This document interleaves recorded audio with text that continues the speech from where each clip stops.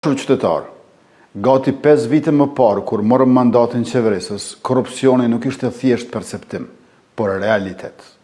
Ishte një sistem i ngritur për t'i mbrojtur dhe pasuruar zyrtarët e korruptuar. Politikanët e korruptuar ju i larguat me vot, kurse ne çmontuam sistemin që i mbronte ata. Ndryshuam kornizën ligjore dhe deponuam qindra lëndë në prokurori, miratuam pakon e ligjeve kundër korrupsionit ndërlidhura me të ardhurat, dhuratat dhe deklarimin e pasurisë së zyrtarëve publik, qartësuam mandatin e agjencisë për parandalimin e korrupsionit dhe miratuam 2 herë ligjin për byron shtetërore për konfiskimin e pasurisë së pajustifikueshme. Si rezultat, në këto 5 vite jemi përmirësuar për 31 vende në indeksin kundër korrupsionit ose për 6 vende çdo vit. Korrupsioni dhe krimi janë të ndërlidhur. Zyrtarët e korruptuar jo vetëm që nuk e ndalojnë, por e mundësojnë krimin. Gjatë qeverisjes tonë shkatërruam 146 grupe kriminale, ndërkohë që u arrestuan 350 zyrtarë publik dhe u konfiskuan 6,7 ton drogë. 23 laboratore drogës u shkatërruan, përfshirë këtu 13 në veri të vendit. 10 objekte të laboratoreve ilegalit të kriptovalutave u mbyllën dhe janë konfiskuar qindra pajisje. Dogana, në anën tjetër, ka sekuestruar 61,2 milion euro asete. Ndërkohë, veprat superkorruptive të qeverive të kaluara, sikurse homologimi dhe terminalet që ushqyen politikanët, u mbyllën dhe parat i takuan shtetit. Qindra miliona euro shkuan në xhepat e zyrtarëve të korruptuar për më shumë se 1 dekadë nga vendimet korruptive. E kur ekonomisë i largohet korrupsioni dhe krimi, atëherë çlirohet potenciali dhe ekonomia rritet. Si rezultat i veprimeve tona, papunësia nga 26% ra në më pak se 11%. Ekonomia u ngrit nga 7 miliard në 12 miliard euro.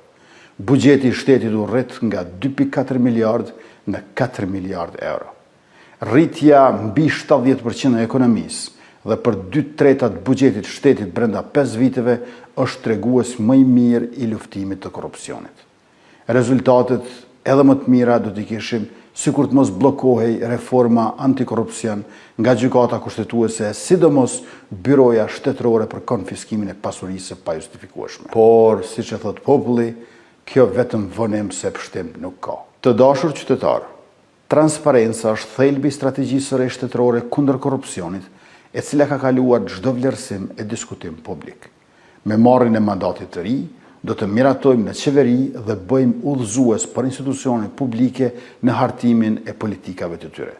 Do t'i lidhim sistemet ashtu që thesari, organi shqyrtues i prokurimit, Agjencia për parandalimin e korrupsionit e katastri, të mos mund të punojnë pa ndarjen e informacioneve ndërmjet tyre.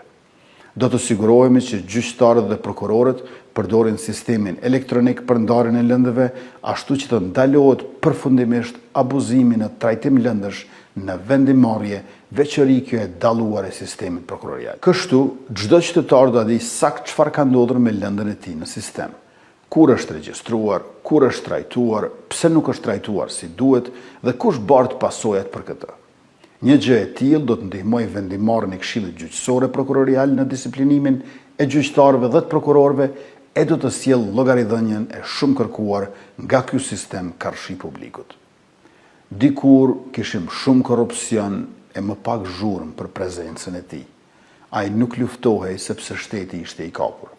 Sot, kur ekonomia e buxheti i shtetit është shtuar me miliarda, kur janë luftuar e larguar abuzuesit e homologimeve, asfaltimeve e terminaleve, duke kursyer qindra miliona, ka ngelur vetëm zhurma. E më të zhurmshmit janë ata që kanë humbur më së shumti. Por me qeverisje të mire transparente, nga taksat e qytetarëve duhet fitoj qytetari dhe të forcohet shteti.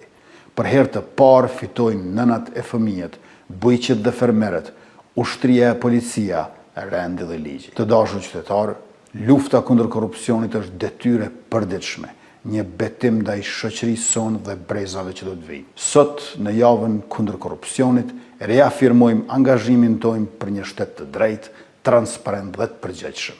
një shtet ku ligji është më i fortë se interesi dhe vërteta më e rëndësishme se privilegji. Le të vazhdojmë